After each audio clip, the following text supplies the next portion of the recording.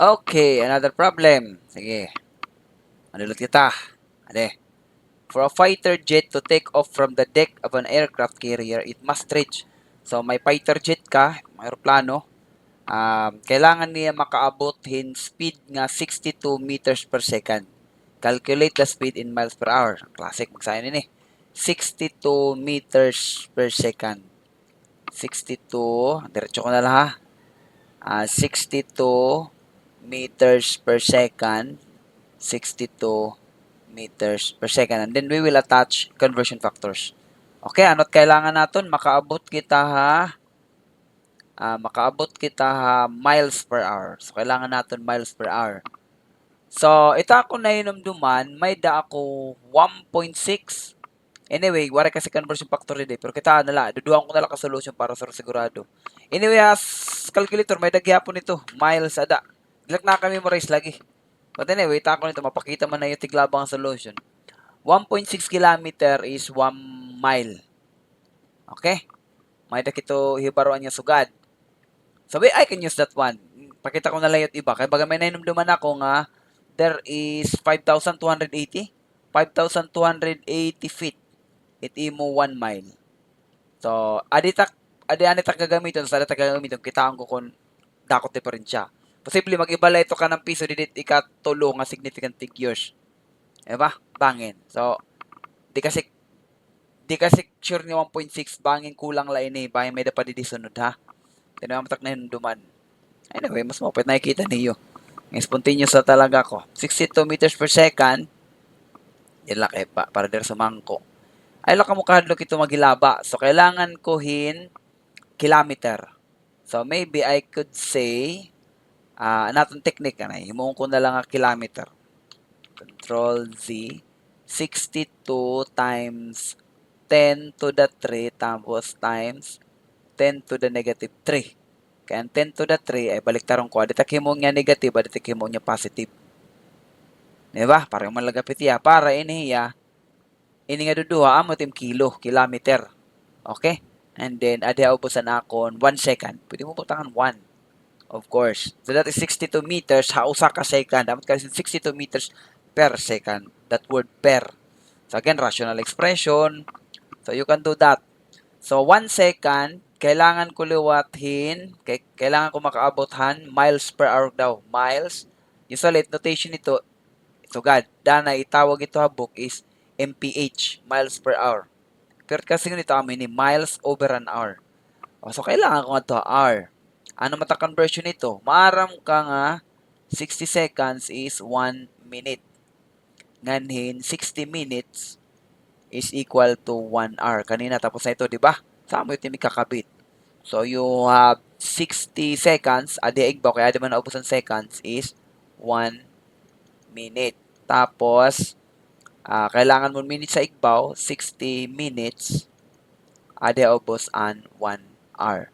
So, wari ka na problema ha, ubos. Kay hours na ang gumawas. Okay? Kakansinon mo na inira. Para di ka na maglipong. So, igbaw, may da ka naghihapon kilo.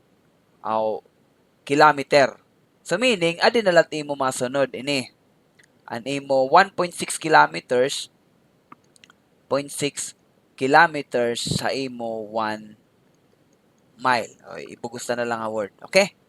So, labtang ko ana, you have 62 times 10 to the negative 3. Tapos, adihimon ko nga kilometer. Okay? Tapos, times 60 times 60. Okay na. Okay na higbaw. Diba? Tapos, sa ubos, 1.6 la. 1.6. Tapos, may dangan word pa didi nga kilometer. Tapos, may da pa unit didi nga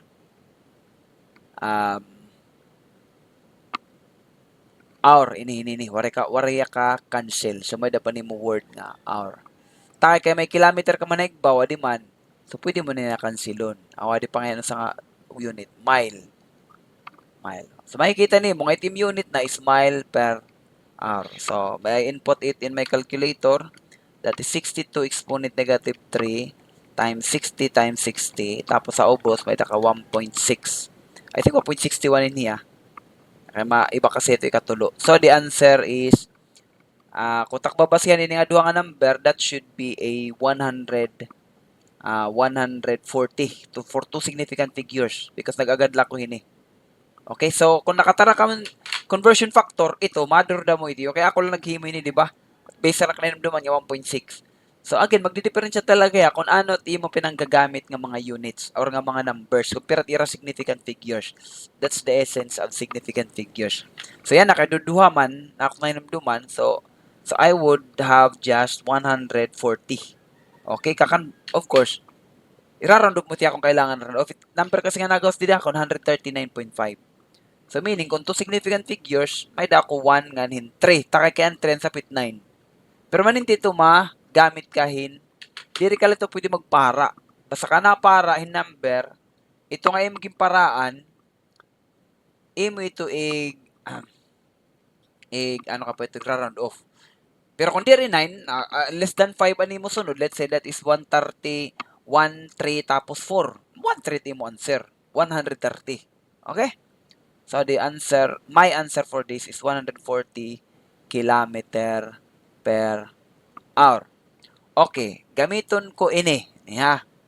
So may da ako maaram kung initak route 62 meters per second, maaram ako, actually, may na-remember na namduman nga durda mo kay may da mga na-memorize sa kadugay ko na nga nagtinot to. So may da ko na-memorize nga 1 meter is 3.20 3.20 memorize ko to siya di ko na-memorize 3.224809. Hala, good man, nangangalimot na ako. 3.22.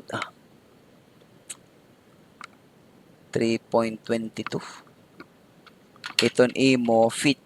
Iton imo 1 meter. 1 meter is 3.22. Conversion ano ba tiya? Kore pa kasi kinaptan nga. 01. Tama ko ha. Inches to centimeter. Convert 02. Centimeter to inches. Convert 03. So, pinamiling ko lang. Diman? Feet to meters. So, an imo 3.28, 3.28, 3.28083.28084, 3.28084 feet, iti mo 1 meters. So 62 meters per second, 62 meters per second, I would kabit-kabitize this 3.28084 feet. Okay, adingin dapat taubos.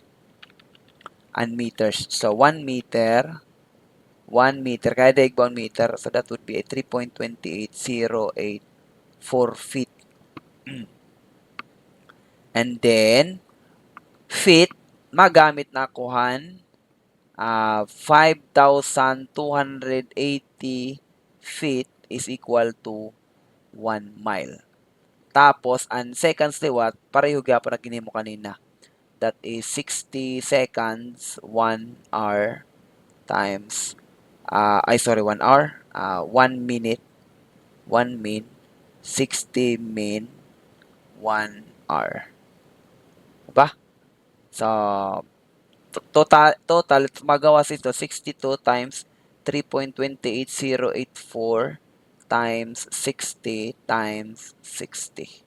Okay, haubos, that would be 5,280.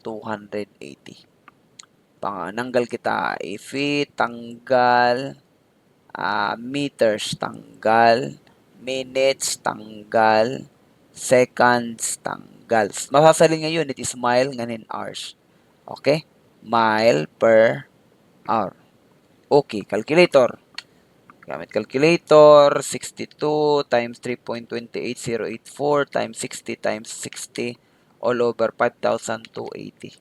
And the answer would be 138.7. So again, for two significant figures, mato significant figures, actually, dapat answer ni mo din ni is init, pinakaguti. Kaya di mga exact number man ini. 62. Adiliwat, given a problem. Actually, pwede ka ganito problem na given. Gano'n niya paghatagan 62. 62 meters per second. Pwede. Pwede ha 62. Kay think kay bagan tikang mo to speedometer. So accuracy ni mo speedometer. So pwede ka talaga ha duhala. Yang kung naduha pareho pon dur ta cancer. That is 140 miles per hour, di ba? Di ba no? Pareho. Perfect. Okay guys, thank you for listening. Kakat ko la para di reglabat ang video.